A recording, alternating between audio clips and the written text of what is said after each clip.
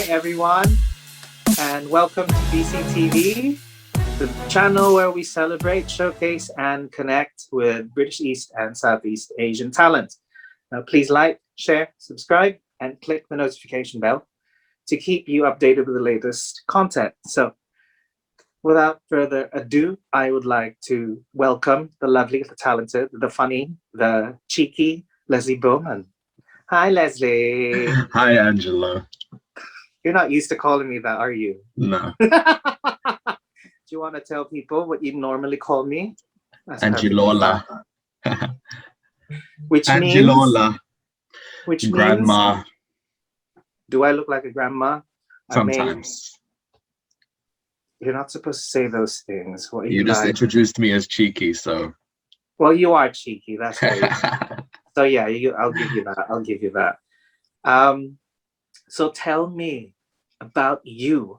I want to hear about that journey from where you originally from. And I remember seeing something on Twitter that's pinned, that photo of you. Were you busking or something? Yes, I was. Tell me about that.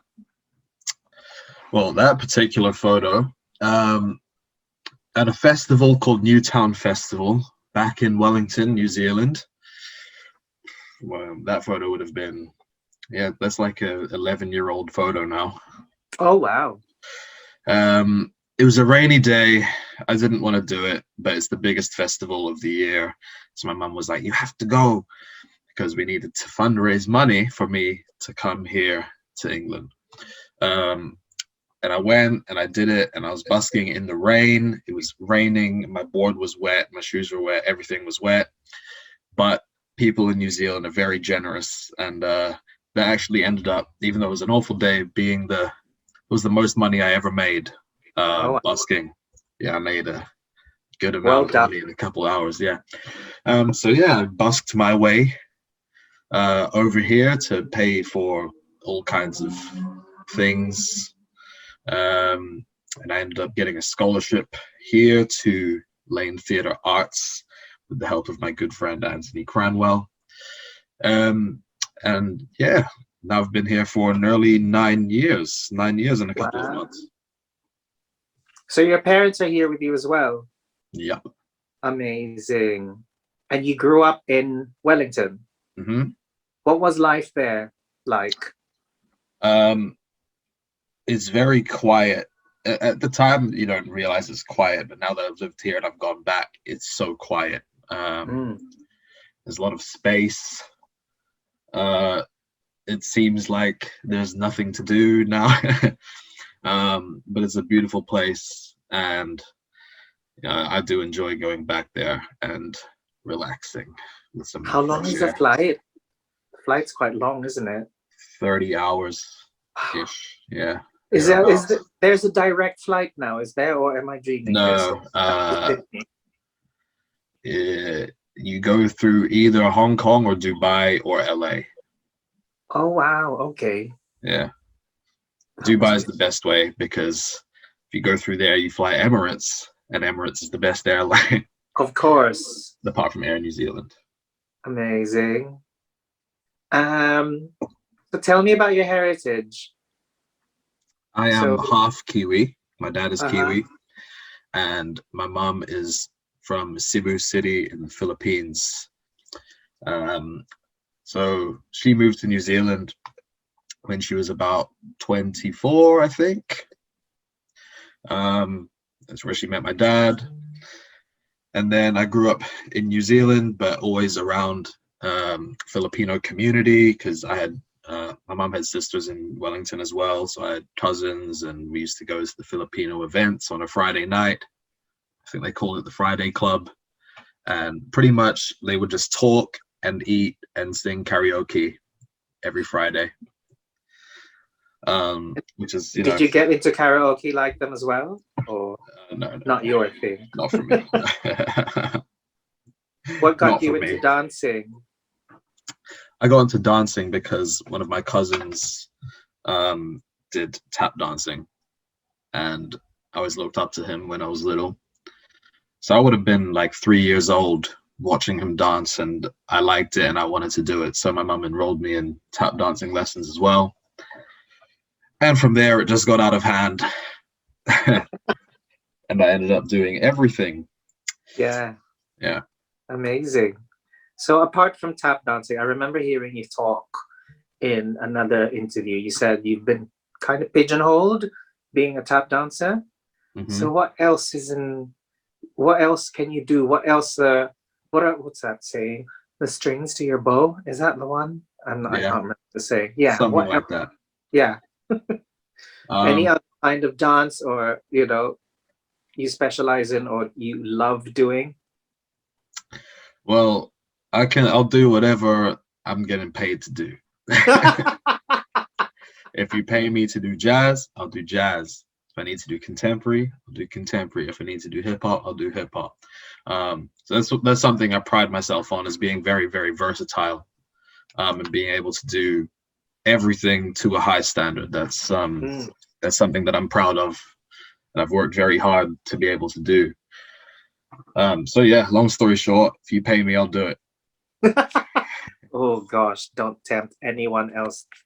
Hopefully more producers would see this, and you never know, this might bring you a few more other projects, fingers crossed. Speaking of projects, what was the latest one that you did?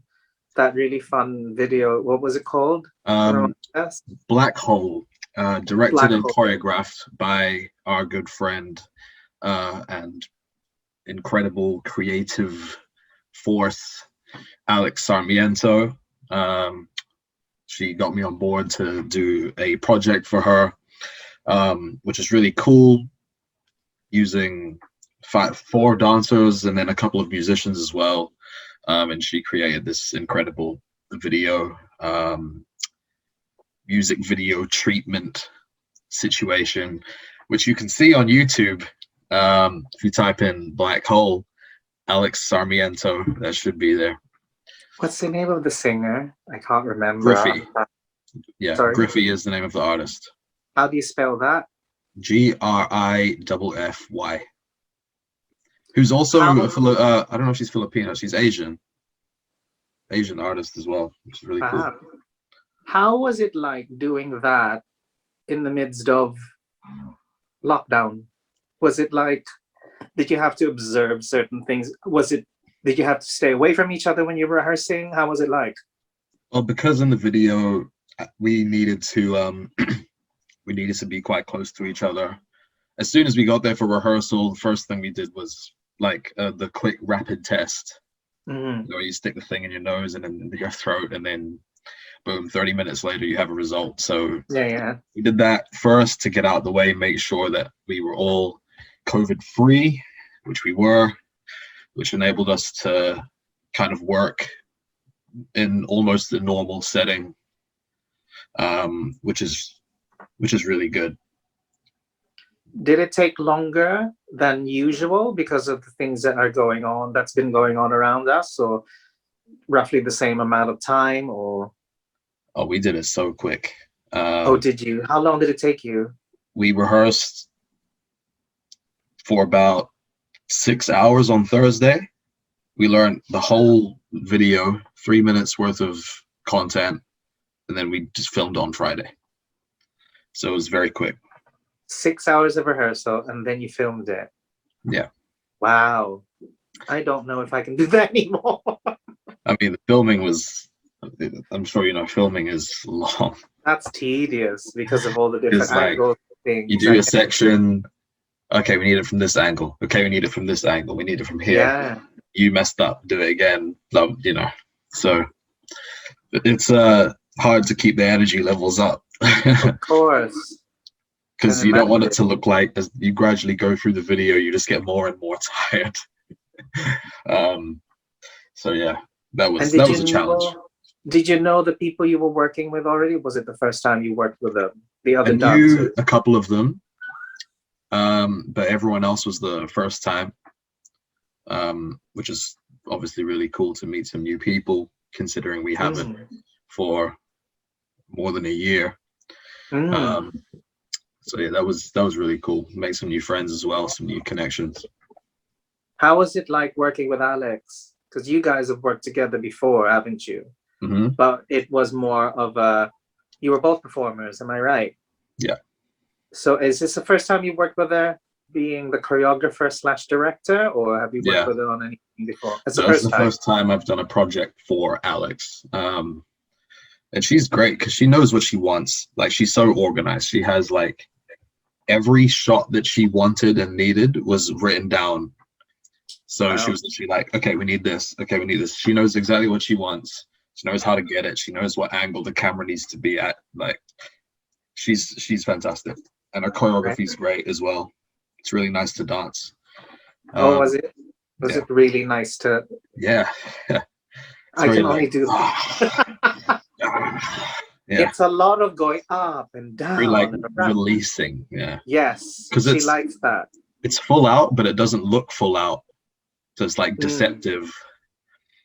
Well, that's what good dancers do, and Yeah. choreographers. They make it look easy, but in essence, everything inside of you is like, oh my god, oh my gosh, oh my gosh, what am I doing? You know, you're like, what's Exactly. next? What's next? So that's quite Exactly. exciting. She had us doing like 3 turns and 2 counts at one point. And I was like, the floor is And did you do slippery. The floor is slippery. Yeah, I did it. Come on. Activated my core and we did it. As you do, as you do. I mean, it's just about there still. Yeah. Well, it'll come back, don't you worry. You'll be doing, oh, what's the next project that's coming up? I'll be doing South Pacific at the Chichester Festival Hall over the summer, which is really exciting to get back to a show and get back to work, get back on the stage, and hopefully with a full auditorium of people as well. Oh, really? It's not going to be like a socially distant thing. Are they aiming to get? I think they're doing 1 performance a week that's socially distanced for people who, I don't know, may have health issues or social anxiety about the whole thing. Okay. But I think the rest of the performances will be, I don't think they're selling it entirely, but from what I know, I think it's going to be about 900 people in every performance, which is really, really cool. And how long are you running there for? Do you remember? We run from the start of July until the 4th of September, I believe.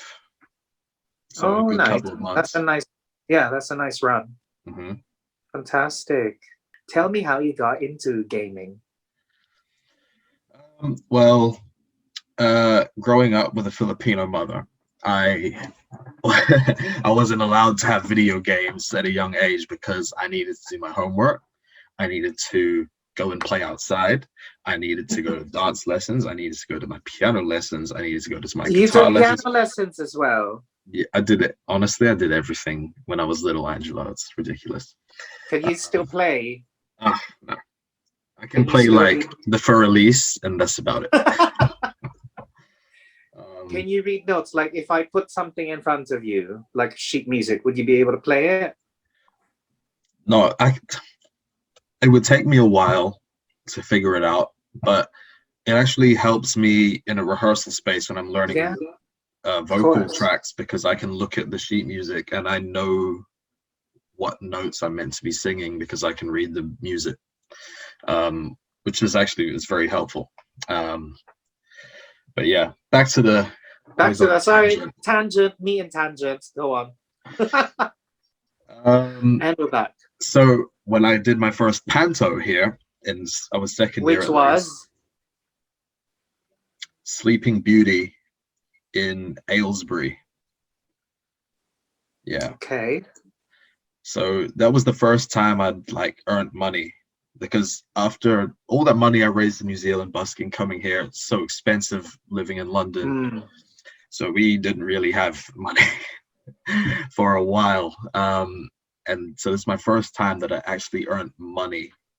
Now that I look back at it, I'm like, it really wasn't even that much. But at the time it felt like, oh my goodness, I've got money. I couldn't believe it.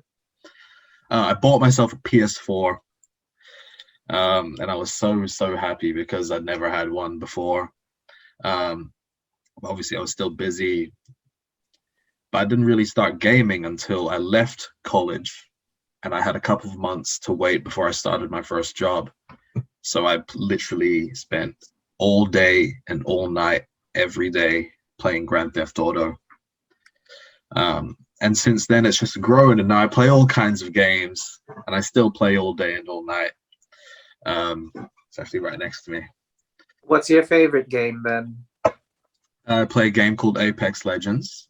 I have no idea what it's about. I don't mean to brag, but I'm in the top 0.1% of all players worldwide. Wow. And there's like 500 million players or something. And do you have a... Don't mean to brag. No, this is the place to brag. And it's I don't think it's bragging, because it's the truth. So you're not bigging yourself up. It's the truth. Just telling facts. Exactly. Do you have a gaming name that people can follow you, for those people who might be interested in? Do you do that stuff? What was that thing that you were telling me about? I'm turning into grandma right now. You're speaking to grandma. I have no idea. I can't remember. What was it called that you were telling me about? Yes, streaming. And then they subscribe to you. Do you have like a name that you can... Because people might want to subscribe to you. You never know. I mean, I go by the name Bo Diddy. Bo Diddy. Bo Diddy, which was actually given to me by my friend Giles Torreira. He just came up with this name one day, and I was like, oh, I guess that's my nickname now. So Bo Diddy. Amazing. Any other interests that you had other than gaming? I love to play basketball. Oh yeah. It's a nice way to exercise and, chat to people who are outside of my industry bubble, people who do different things, which is cool. Particular player or team that you support? Lakers, always Lakers. Los Angeles Lakers, always. There's Kobe Bryant on the wall back here. Oh yeah. It's my favorite player. Yeah. Cool. What positive thing can you say about the industry, our industry, the performing arts industry, if any? I'm sure there is. Positive thing.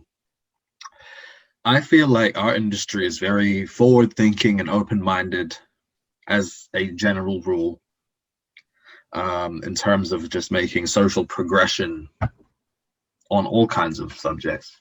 Mm-hmm. So it's cool that you get to work with people who accept you for who you are, no matter where you come from, or what your gender is, or your sexual orientation, or your race, religion, whatever it might be. I find generally that in our industry, we're very accepting of all people coming together to create art and tell stories. That's one of the bright points, I think, of our industry, especially here in London. Yeah. Would there be anything that you would like to change in our industry? Or do you think change is already happening? Yeah, we're definitely getting there in terms of like diverse casting and those kind of things. We're making strides forward for sure. Obviously, there's still a way to go,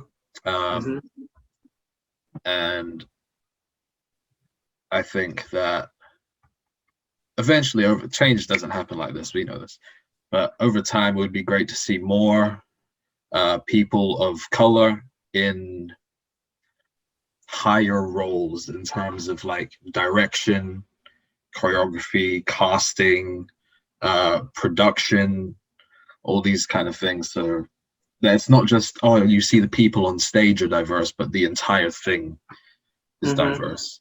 And I think that's when we will have achieved true diversity. Well, fingers crossed that all happens. Any words of encouragement to anyone who would like to get into our industry, whether they're young or old? Or Don't. No, I'm joking. What are you like? I mean, it's so cliche. It's like you hear this from everybody, but hard work. It's the only way. You have Do to you work believe hard. You have to. in? Do you believe in? There's another saying. Let me put this in your thoughts. Some people don't like saying work hard. It's about working smart, which I agree in as well.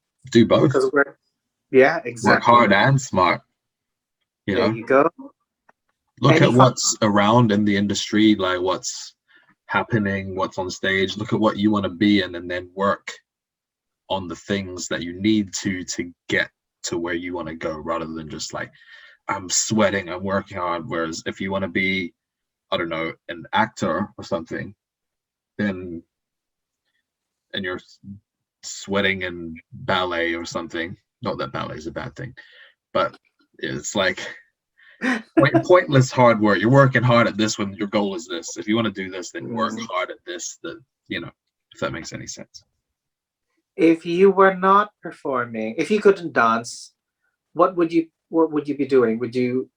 I mean, you sing and you act, but if you weren't a performer, what would you think would be something you would be interested in doing? Not gaming, anything else. Not as a professional gamer. I know it's a tough question, but I thought I'd ask you anyway. It's one of those things where I've never even considered being anything else from a child. I mean, I wanted to be a train driver when I was 5, but that's about it. Well, I have no idea. I'm the same. I also get stumped whenever people ask me this because I cannot imagine myself doing anything else. No. As a child, I remember saying to my mother, I know this is not my interview, but I'm gonna say it anyway. I wanted to be a farmer. And then I wanted to be a priest. I had all sorts of thoughts. It was mad. I won't say it on here because I'll tell you more in private about all that stuff. But thank you so much. Thank you so much, really, honestly. Very grateful that you're here. Thank you for taking the time to sit down and talk with me during, lockdown. It's not much to do, so it's very nice for you to join me and sharing and letting us into your world. And I want to say thank you to those people who will be watching this. If you have any comments or suggestions, just type it all in to the comment section below. We'd love to hear from you. And lots of love to all of you. Keep well and healthy. And Leslie, I shall see you soon. Hopefully in the next couple of weeks or something. And when Alex says, oh, come on, let's go. Let's meet up. And not remember.